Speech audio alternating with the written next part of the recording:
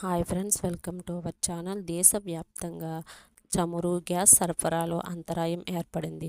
పశ్చిమాసియా యుద్ధ సగలు ప్రపంచ దేశాలతో పాటు భారతదేశాన్ని కూడా తాకింది. ఈ క్రమంలో భారతదేశంలో వారం రోజుల వ్యవధిలో 3 సార్లు పెట్రోల్, డీజిల్ రేట్లు పెరిగాయి. అటు ఎల్పీజీ గ్యాస్ బుకింగ్, డెలివరీలో పలు కీలక మార్పులు చోటు చేసుకున్నాయి.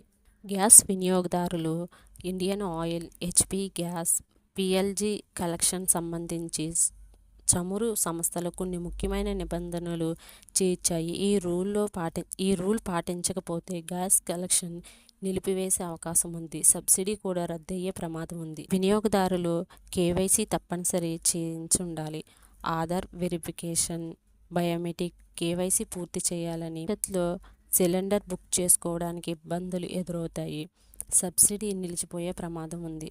సిలిండర్ బుక్ చేసినప్పుడు రిజిస్టర్ మొబైల్ నంబరు 4 అంకెల డిఏసి కోడ్ వస్తుంది. సిలిండర్ డెలివరీ చేసే వ్యక్తి ఈ కోడ్ చెబితేనే సిలిండర్ ఇస్తారు. వినియోగదారులు తమ కలెక్షన్కు పనిచేసే మొబైల్ నంబర్ను లింక్ చేసుకోవడం ముఖ్యం.